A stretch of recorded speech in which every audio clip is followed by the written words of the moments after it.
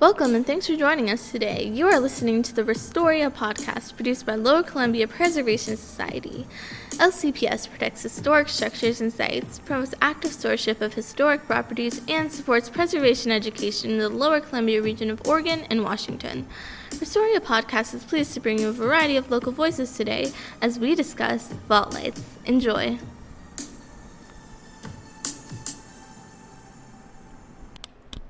Hi, I'm Astronomist Ray, the Lower Columbia Preservation Society intern, and today I'm here with Jeff Daly from the Astoria Underground Tour. Jeff, how are you doing today? I'm doing excellent, thank you. Yeah, and how long have you been here in Astoria?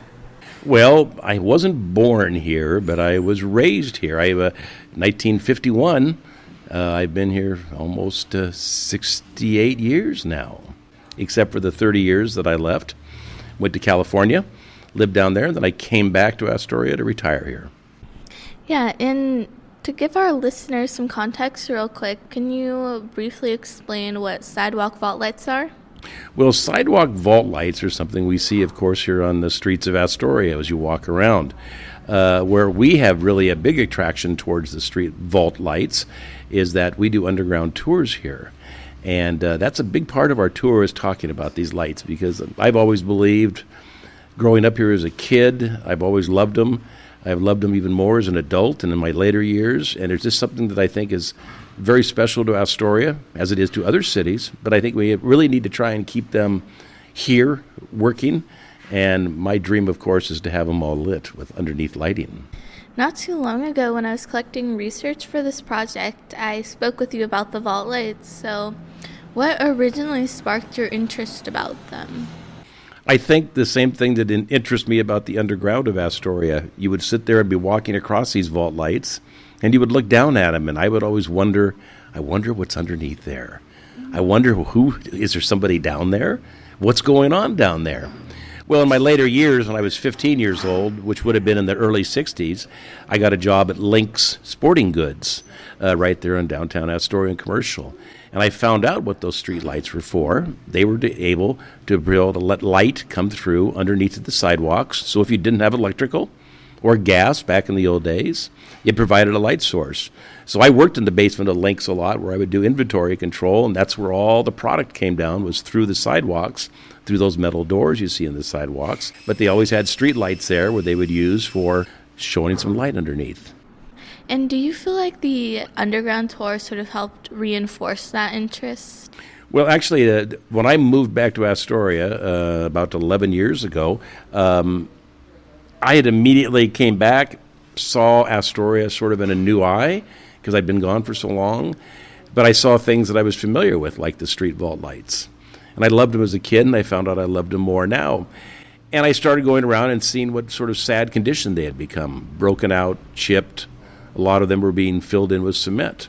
I didn't want to see that happening. So I had gone to the city and proposed to them that I would be able to use with volunteers donations of money, that we would go around and fix all the broken lights. And it was kind of an interesting concept I was going to use. It was going to be a piece of Lexan that would be in the bottom. We would then get glass from the glass blowers here in town, that Fernhill Glass.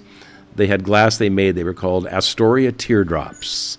And it was pieces of glass that they would blow that didn't work for one reason or another, so they had the small pieces. So what we wanted to do was to take those small pieces of glass, put them into the holes where they were, and then what we would do is fill it with a resin that England Marine was going to donate to us, would have hardened up, so then it would have been a smooth surface, would have been waterproof, would have not had any holes left there where somebody could fall through. But unfortunately, we ran into some code reasons of it had to be done a certain way, and it had to be done this way and that way, so that idea really actually never came to fruition. And this one's really interesting to me. So sidewalk tiles were originally clear, but over time the glass turned purple. So do you know why or how this happens? It's the light, it's the UV rays. This is the same thing, like people around here know this very well, because if you have a boat and it has varnish on it, the ultraviolet rays from the sun will eventually break it down, the varnish. You need to redo it. What's turned that glass is the ultraviolet, the sunlight, over the years. So yes, they were clear originally. and they turn purple. So that's what's interesting. Is I'm not sure what the code is now, but I think the code says they have to be purple when they go in, when in actual reality they should be clear, because that's what they were originally, and that's what they were meant to be. And most of the replacement tiles already come in the color purple, so do you have a preference of the color of the replacement tiles? Well, I think they should be clear. I mean, the purple is pretty what they've turned to, but I mean, if you go in front of Mimi's building over here on Commercial, they replaced 4 of their lights. They actually had custom-made glass for it. They're all clear. They've got a slight green tint to them. But no, they followed the rules that they needed to have, which was the prisms and the size and that kind of stuff. But I don't know. If we're going to be authentic about it, they should be clear. Do they look prettier green? I guess. If they're trying to be used for work purposes of light underneath, which they don't do anymore, so that's okay. I don't know. It's to tell you the truth, I'm not sure many people look at it that closely or really care that much. Yeah, and since we're talking about the replacement tiles, do you think that it's important to repair damaged or perhaps completely broken tiles? Well, the thing that I used to look at it back when I first got my interest in it, a dozen years ago, was that I was, looking at it from a liability standpoint. It's the person that owns the business is responsible for the sidewalk in front of their business, and that includes those tiles. And my gosh, you see those tiles with the holes in them, and you just imagine a woman walking by with a high heel. If it goes into that, she goes down real fast. And it's a huge liability factor for them. So I think but unfortunately, the replace with glass is pricey. It's very expensive. The ones that Jamie makes are $20 a person, $20 a square. There's 100 squares in just the smaller ones. So, especially during these times we're in now, but that's hard for a business or for a building owner to be able to pay that kind of money to have them replaced. We got Ray going around and he's replacing them, and I think the ADHDA puts in a couple bucks to help to get the price down, but still it's a very pricey thing to do, which I always come back and look at it. Rather than seeing them cemented over or filled with pieces of plywood, if there was a more economical way, like I had talked about before with using Astoria teardrops and a resin, I think we need to do anything to try and keep them safe, secure, waterproof, and for people to enjoy. And recently the vault light panels were removed from in front of the Norblad building, where the vaulted gallery is on the corner of 14th and Duane, and you volunteered to pick them up. So what was the condition of them when you got them? Well, they're in fantastic shape. Part of the reason being is that it's off the main drag. Your street lights that are on Commercial Street have just been subject to a lot more foot traffic. Hand trucks delivering products to stores, bicycles, skateboards, all those things take a toll on these. They start cracking, they break down, and they do it. On the side streets, you'll find many times that the street lights are in much better shape. They just haven't had as much abuse, as much use to them. The ones that came over by the Norblad building, I think, are probably some of the best examples of streetlights in the entire town, in or out of the ground. A couple of them were just fantastic shape, and they were on their way to the dump when I found them. So it was thank goodness that they were saved, because they're just a wonderful piece of Astoria history that would be ashamed of had it go away. So what do you hope to do with the panels that you have? Like, are you going to do some artwork with them or display them in the underground? They'll be displayed here in the underground. We're already working on some displays for that, because we find that in our underground tours just last year alone we had over 2,000 people go through. So if we can teach 2,000 people about these lights and get them excited about them, and they all do. They all love to hear about them. We do have one on display now that we've had there ever since we first started our tours. But we're playing with some ideas to be able to incorporate them even more so into it.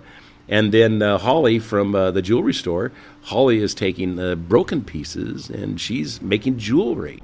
Oh, wow. I'm sure that looks amazing. Yes. Yeah. Holly's very excited about this. Ray and I have been collecting glass for her for off and on, and she's in the process now. She's making 2 or 3 different pieces. She wants to make something that will be, uniquely in Astoria from Astoria. And she has a couple pieces of glass that she's making into a bracelet. And it's beautiful. It's like nothing you've seen before, and it's like, how great is that? It's from 1923, and boom, you've got it, and it's Astoria. Okay, and do you receive a lot of questions on the Underground Tour about the vault lights? About, like, how often would you say? All the time. It's the first thing. It's almost the first. We talk about the history of Astoria, how it burned down. When we get to the underground, the first thing we talk about, the first thing they see are vault lights. We have them run right out there underneath the sidewalk, and it's the very first part of our tour. Always a favorite. People are fascinated by it because every person who's doing our tour has walked here to get here, and they've walked over those tiles, and they're always asking themselves, "I wonder what these are for." Well, guess what? You come to the tour and you find out. Yeah, and in front of the Hobson building, they actually restored one of the panels out front. Did you see that one? Yes, yeah, that's the ones that Mimi has made for their building. Those are beautiful. Another great examples that you have to see, and of course you have seen them, they're right next to your office, which is the Hotel Elliott. Years ago, I went to John Nelson, who's the manager there, and talked to Molly, the owner, and I convinced them to let me light it. So all those are underlit, and I would love to see all of Astoria's street lights underlit like they are in front of the Elliott. Silver Salmon has a pretty good example of underlit ones. Those are also a good one to look at. But I'm telling you, in the wintertime, when it's kind of rainy and misty and it's steamy, and you see people walk across the street and the lights of shafts come up into it's very magical. Yeah. It's very cool. I've said many times that I'm going to just hang out sometime for a couple weeks in front of the Elliott and just shoot people's reactions as they go over and do a little documentary on it, because people just, they giggle, they laugh. Yeah. It's a cool sight. And what was your reaction to seeing it fixed up? No, it was my dream come true. I mean, that's why I started, pushing for this years ago, and that's why I did it at the Elliott to use as for an example for other businesses, other business owners to sit there and look at that and say, "Oh, this is pretty spectacular." I would assume that's where Mimi got her, thoughts from it when they saw it there. So, is there anything else that you'd like to tell us about the sidewalk vault lights that maybe not everybody knows? How many are there? About 40. Yeah, but how many tiles are there? I wonder altogether. Yeah, no, it's people. Some people do that. They go and they look at it and they count and figure out why they're on this block and not on the other block. And then you look at the cement and you wonder, I wonder what used to be there and was there one there? They're just a cool part of Astoria. Yeah, they just sit there. They don't do anything, but people like it. So I hope we can keep on trying to keep it. And thank you for doing what you're doing to bring it to the attention of everybody. In your office, I used to have a display there that was there for a year. I had street light tiles in the window with the whole history of it, and people would stop every time and they'd read about it. So it has interest. It's this, it's a financial thing now, which is what's going to preserve it and keep it. Yeah, and how do you think the Preservation Society can help bring awareness and support to the replacement of vault lights? Well, it's what you're doing with displays and information. That's the first start. Use your resources and see if there's grants available, if monies. Maybe you can adopt one and encourage other people to adopt one. Yeah, there's ways to do it, perhaps. Yeah, I like that, an adoption. Adopt a panel, right? Yeah, that sounds like a great idea. I think that'd be amazing. Yeah, that'd be fun. Because that's something that an outside person could say, yeah, I want to be part of that history on the street. So it's... yeah, there you go. It might be an idea. And keep lighting underneath. That's what I want to see. I want lights underneath every one of them. That's the icing on the cake, is when they have it lit at nighttime. Astoria, we used to say, oh, it's always dark and rainy and gloomy in the winter. It is, kind of. But when you have that light gleaming, if you have some neon up above, oh, the streets dance in the reflection. Well, thank you so much, Jeff, for all that informative information about our vault lights in Astoria. It's been a pleasure hearing all of the exciting facts that you have and the story behind it. So thanks so much for talking with me about the vault lights. I appreciate your help. And if you're interested in further exploration of vault lights, Jeff does have a panel on display at the Astoria Underground Tour. So stay tuned. Up next, we have a few more interviews with local historians who will be sharing more interesting facts about vault lights.